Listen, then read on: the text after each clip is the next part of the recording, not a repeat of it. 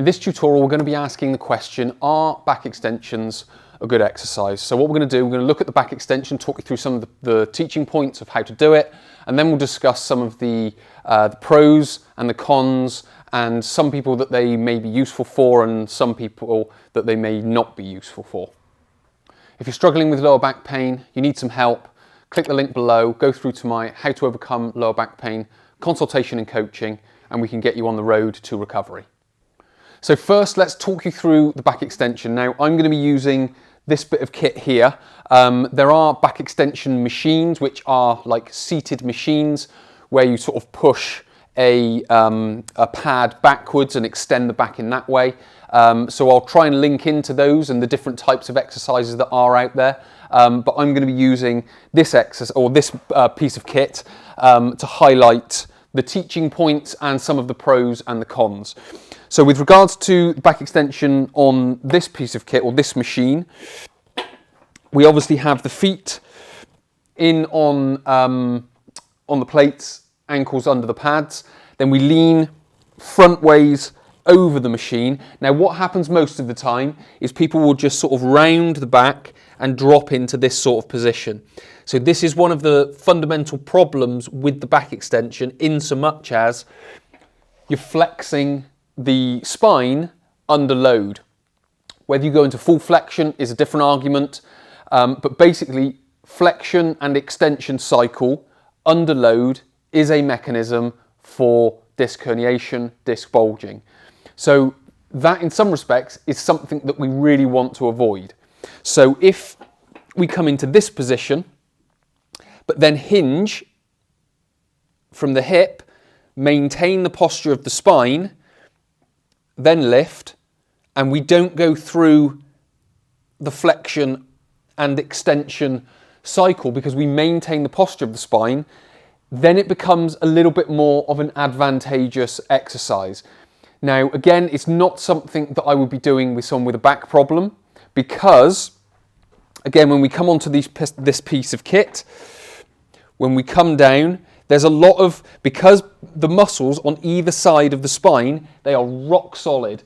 Now what that's doing, that's creating a lot of compression. So if you can imagine I've got a sponge in my hand and I'm squeezing all the water out of it, that's essentially what those muscles are doing around that spine. So it's very much that there's a lot of compression. So if you've got a bad back, it's not going to be that advantageous to do. If you have a healthy spine, but we have to understand what is a healthy spine first. But if you have got a healthy spine, there can be some advantageous elements to it.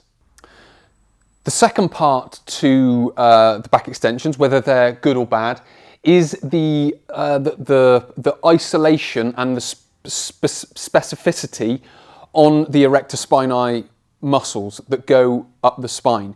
I can understand the logic of the flexion and extension and the strengthening.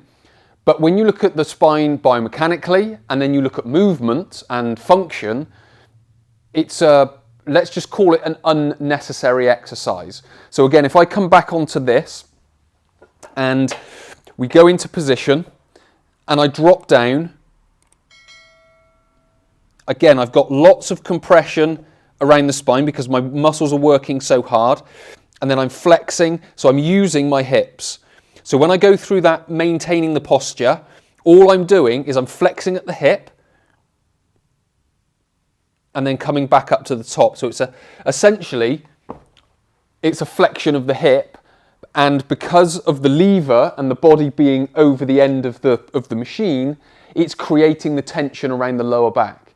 So what I like to say is it's an unnecessary exercise, because there are other exercises that can do the same thing, but that are more aligned to the biomechanics of the spine and the function of the whole posterior chain.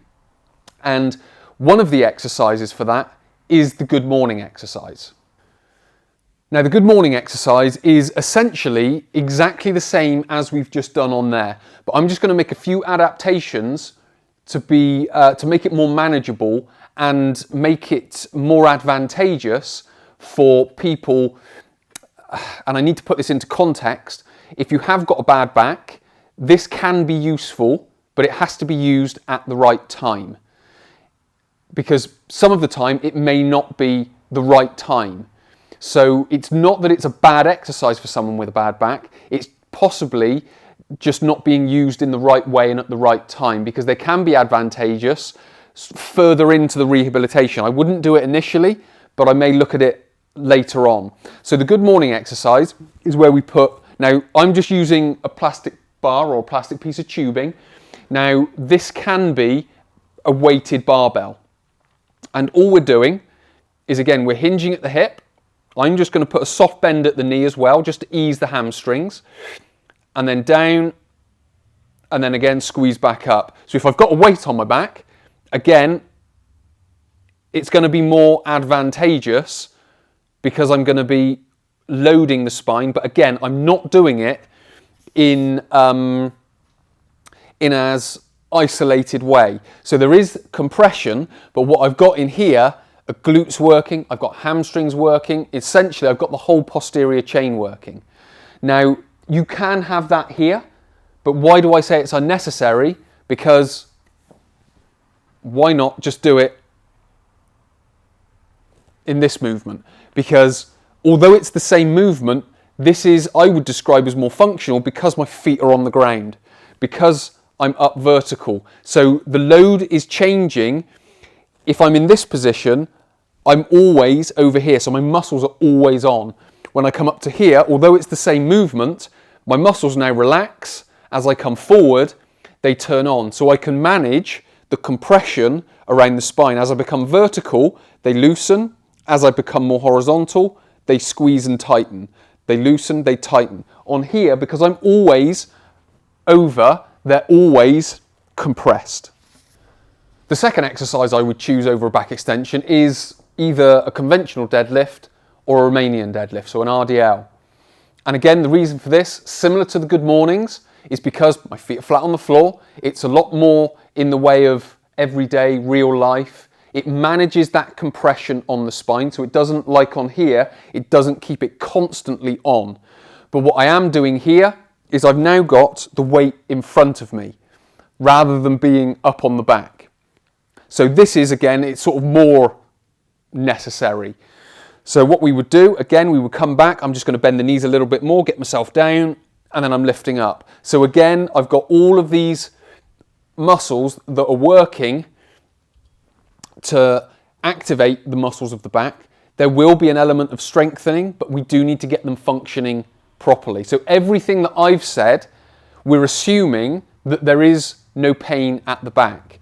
Or if we have got pain, that we are managing that pain with everyday movement, with potentially some sort of massage and muscle relaxation. We're managing the hip hinge, so on and so forth. So again, it has to be done as a part of the rehabilitation process, but we have to get in control of the pain triggers, because one of the pain triggers is that hip hinging. If it is the hip hinging or the bending forward, then that back extension isn't going to be necessary. Again, we've got the good mornings, we've got the deadlifts. That's going to be having an effect as well. So what we've got to be able to do first is get control of the pain triggers.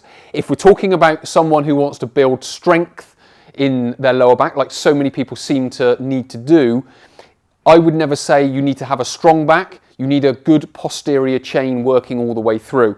So we would be looking at, are we getting the hips clenched? Are we getting the glute max working? Are we getting the knees out and the glute medius, glute minimus activating? Are we getting the lats down? And again, activating or stretching through the thoracolumbar fascia. All of that is going to help with a stronger back, because we've got glutes, lats, hamstrings. To some degree, you won't really have the calves, but let's just call them a part of the posterior chain. But that whole chain of muscles working all the way through. So it's going to be a much more advantageous set of exercises with good mornings and the conventional deadlift to be using to get a healthy back over the back extension.